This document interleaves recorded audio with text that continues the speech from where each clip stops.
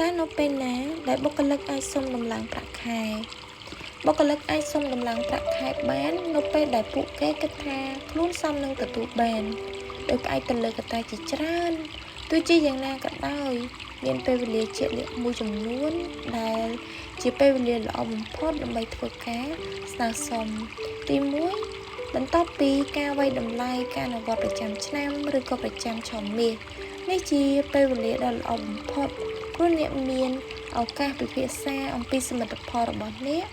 និងបង្ហាញពីតម្លៃរបស់អ្នកចំពោះក្រុមហ៊ុនទី2នៅពេលដែលអ្នកទទួលបានជំនាញថ្មីឬក៏ការទទួលខុសត្រូវបន្ថែមប្រសិនបើអ្នកបានរៀបចំជំនាញថ្មី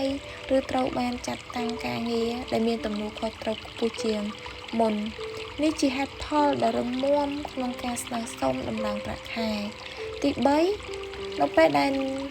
អ្នកមានវត្ថុតាងថាប្រាក់ខែរបស់អ្នកទាបជាងទីផ្សារជ្រាវជ្រាវមើលប្រាក់ខែសម្រាប់មុខតំណែងស្តៀងគ្នានៅក្នុងឧស្សាហកម្មរបស់អ្នក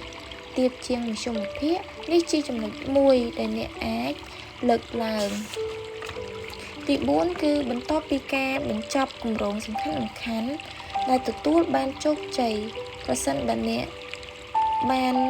ដឹកនាំឬក៏រួមចំណែកយ៉ាងសំខាន់ដល់គម្រោងដែលនាំមកនូវភាពជោគជ័យធំដុំដល់ក្រុមហ៊ុននេះអាចជាពេលវេលាដ៏ល្អដើម្បីស្នើសុំការទទួលស្គាល់តាមរយៈការដំឡើងប្រាក់ខែទី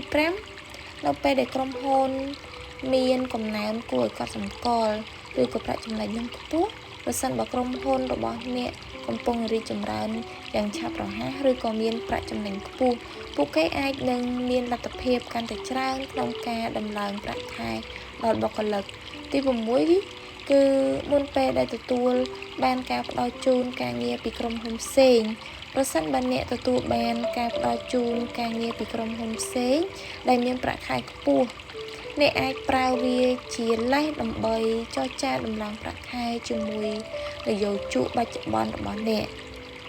ហើយចំណុចដ៏សំខាន់នោះអ្វីដែលត្រូវរៀបចំមុនពេលស្នើសុំប្រាក់ខែគឺមានទី1ប្រមូលវត្ថុតាងនៃសមិទ្ធផលរបស់អ្នករាយបញ្ជីនៅសមិទ្ធផលសំខាន់ៗការរួមចំណែករបស់អ្នកចំពោះគោលដៅក្រុមហ៊ុននិងរបៀបដែលអ្នកបានជួយក្រុមហ៊ុនឲ្យរីកចម្រើន